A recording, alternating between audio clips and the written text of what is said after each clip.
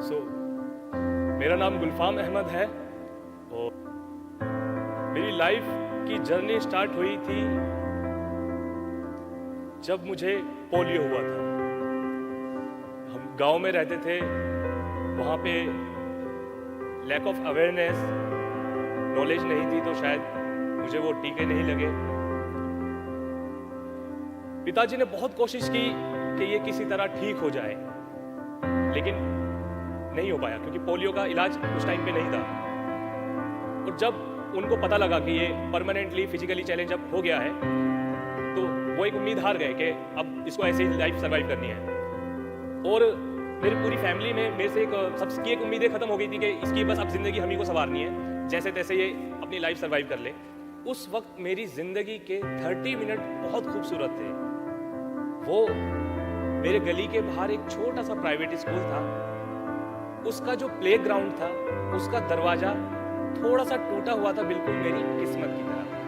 10:30 बजे वहाँ उस स्कूल का लंच ब्रेक टाइम होता था, तो मैं जाके उस गेट के पास बैठ जाता था। और जो अंदर अच्छे बच्चे, मतलब वो अच्छी ड्रेस में होते थे, वो टॉफीज वगैरह खाते थे, तो उन्हें देख के बड़ा खुश होता था। और फिर चाहे कंचे कोई हारे जीते, गुल्ली डंडा कुछ भी हो, गुलफाम वहाँ से 30 मिनट नहीं हिलता था। तो वो मेरी जिंदगी के सबसे खूबसूरत उस टाइम पे वो लम्हे थे। अब क्योंकि कहते हैं कि जो टूटा हुआ होता है, आई थिंक वो सोर्स ऑफ एनर्जी होता है। तो हुआ ये कि एक दिन उस स्कूल की प्रिंसिपल ने मुझे ऐसा करते हुए देख लिया।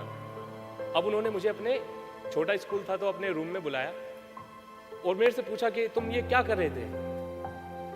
अब मैं अंदर ही अंदर एक्साइटेड हो गया कि शायद पता नहीं, मुझे इनसे बात करूंगा, बोलूंगा, मुझे किसी तरह अंदर बुला लेंगे स्कूल के लिए। तो मैंने एक्साइटेड हो गया, मैडम मुझे भी स्कूल में आना है।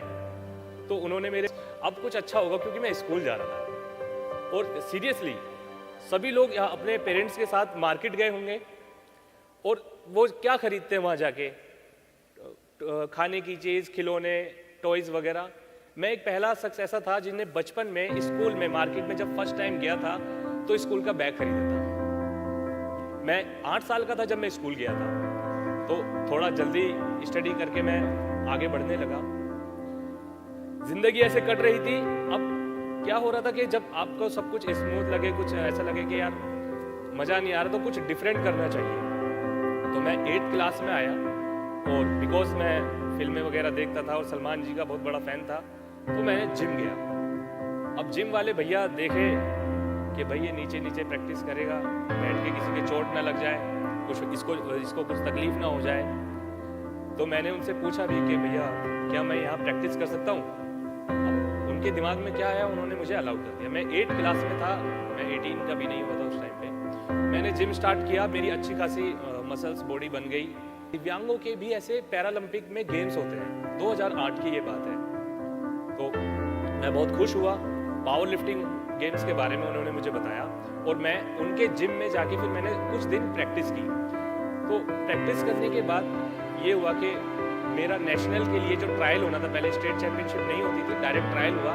मैंने ट्रायल दिया, मैं सिलेक्ट हुआ, और फिर मुझे नागपुर जाना था नवंबर 2008 में। अब ये बात मैंने जैसे ही पेरेंट्स को बताई, उन्होंने साफ मना कर दिया। बोले कि नहीं, तू नहीं जाएगा, पढ़ाई पे ध्यान दे, कि अब स्कूल में तेरा अच्छा चल रहा है तो तू पढ़ाई पे ध्यान दे और ये सब चीज़ें छोड़।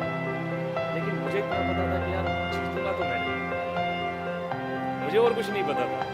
तो अगले दिन निकला तो स्कूल के लिए था, लेकिन बस स्कूल के बैग में किताबों की जगह मेरा पावर लिफ्टिंग का कॉस्ट्यूम था, और पहुंच गया नागपुर। अपना बेस्ट परफॉर्मेंस दिया। 58 लोगों के बीच में मैंने खुद वहाँ कॉम्पीट किया और ब्राउन्ज मेडल पे अपनी वहाँ पे जीत बनाई। तो थैंक यू सो मच। वो जर्नी मेरी स्टार्ट हुई अचीवमेंट की, जहाँ मेरे को पहला मेडल मिला, और मैंने उसके बाद बैक टू बैक लाइन लगा दी। नेशनल स्टेट में मेरे बैक टू बैक डे आते गए। अब हुआ ये कि कुछ टाइम बाद 2009 में पिताजी को आई विजन लॉस हुआ, और जिसकी वजह से उनको काम करना छोड़ना पड़ा। वो सिलाई का काम करते थे, हमारी फैक्ट्री थी, तो वो बंद हो गई, और 12th पास आउट करते ही मुझे जॉब ढूंढनी पड़ी। अब लेकिन जब कुछ भी संघर्ष मिले तो ना हटना नहीं चाहिए, उसको फेस करना चाहिए। तो मैंने कहा चलो ठीक है, और फिर मैंने फिर भी जॉब स्टार्ट किया। मैं एक कॉल सेंटर में मैंने जॉब स्टार्ट किया और हुआ ये कि 3-4 साल जॉब करने के बाद मैं वहाँ पे अच्छी डेजिग्नेशन पे पहुँच गया और अपनी फैमिली को भी अकेले सर्वाइव करने लगा ठीक से।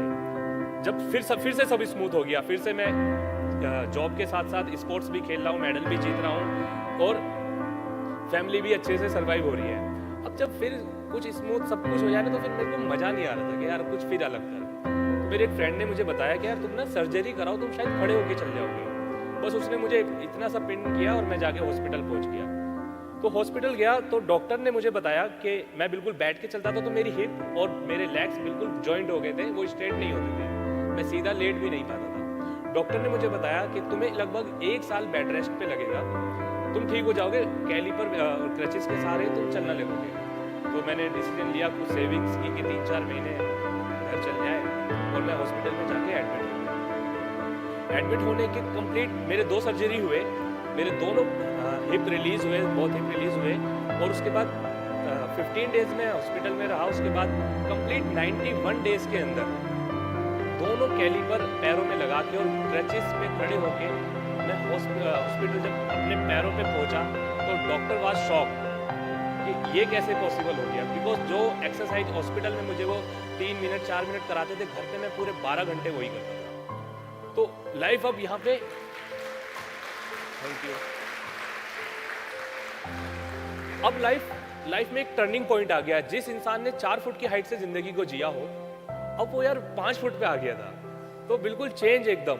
तो मतलब ये ऐसा होता था कि मेरे ऑफिस में मैं अपने कलीग्स को मॉर्निंग विश करता था तो वो ऐसे ही निकल जाते थे, होगा कोई, तो मैं रोक के बोलता था भाई मैं गुलफाम हूँ। तो वो जो एक्सप्रेशन होते थे उनके, वो मेरे लिए बहुत खूबसूरत होते। और मेरी माँ जिसने मेरा हमेशा साथ दिया, वो इतना खुश थी कि उन्होंने जो बचपन में उम्मीद खो दी थी कि कभी खड़ा हो पाएगा, वो मेरी 23 साल में जाके वो उम्मीद उनकी वो पूरी हुई। तो जब मैं खड़ा हो गया तो अब क्या था, स्पोर्ट्स मुझे कुछ टाइम के लिए छोड़ना पड़ा क्योंकि सर्जरी के बाद कुछ चीज़ें ऐसी थी जो मैं नहीं कर सकता था। तो अब करना तो कुछ अलग था ही फिर से। तो मैंने 2014 में एक मॉडलिंग शो में पार्टिसिपेट किया जो कि डिफरेंटली एबल्ड लोगों के लिए ऑर्गेनाइज हुआ था। तो मैंने उसमें वॉक किया। उसके बाद मुझे पता लगा कि मुंबई के अंदर कोई mister and miss wheelchair India contest होता है, तो मैंने उसमें खुद को नॉमिनेट किया। अब स्पोर्ट छूट गया था तो सारा ध्यान इसी पे आ गया था, फुल हीरोपंती पे। तो फुल अच्छे से मेकअप करना डेली और मतलब बेफजूल में मतलब शेविंग करना और हर वीक हेयर कट कराना, मतलब मैं ऑलमोस्ट ब्यूटी पार्लर में बैठा रहता था अपने दोस्त से कि यार मुझे हैंडसम दिखना है, बस मुझे नहीं पता मुझे कॉन्टेस्ट जीतना है। तो मैं मुंबई गया, मुंबई में पार्टिसिपेट किया एंड 2015 दिसंबर बेस्ट परफॉर्मेंस देकर मिस्टर व्हीलचेयर इंडिया टाइटल गुलफाम अहमद के नाम पर मैं लेकर आया।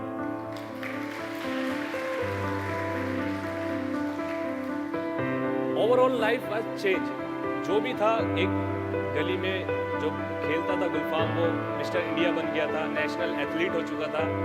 जो बचपन में सोचता था कि अपने नाम से नहीं अपने काम से जाना चाहूँ, वो हो चुका था।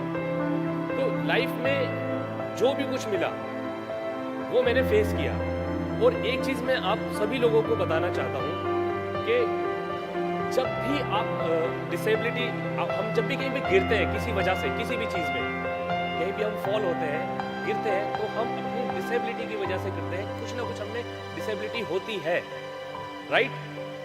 मेरे साथ भी ऐसा कई बार हुआ, तो मैं गिरा, लेकिन जब मैं उठा, जब भी हम उठते हैं तो सिर्फ और सिर्फ अपनी एबिलिटी की वजह से उठते हैं और हमारी डिसेबिलिटी गिर जाती है। तो जब भी आप गिरे तो ये ना सोचे, थैंक यू, जब भी आप गिरे या फेल हो जाए तो ये ना सोचे कि कुछ नुकसान हो गया है। इवन अच्छा हुआ है, आपकी डिसेबिलिटी, जो नकारात्मक चीजें आपके अंदर थी वो गिर गई हैं। अब आप ग्रो करोगे, आप उठोगे और आप जब चलोगे तो फुल ऑफ एनर्जी के साथ आप उठोगे। क्योंकि मैं कुछ टूटा हुआ था और अक्सर ये होता है कि जब एक तूफान आता है, छोटा से घर में उसकी खिड़की जब टूटी हुई होती है, तूफान आता है, सब कुछ ढह जाता है, सब कुछ दब जाता है। तो वो टूटी हुई खिड़की ही सोर्स ऑफ एनर्जी होती है जहाँ से रोशनी और हवा आती है। तो अपने आप को जब भी आप कहीं से टूटे तो आप समझ जाए आपके अंदर कुछ एनर्जेटिक आने वाला है, क्योंकि आप कम एसेट के साथ ज्यादा काम करने वाले हो।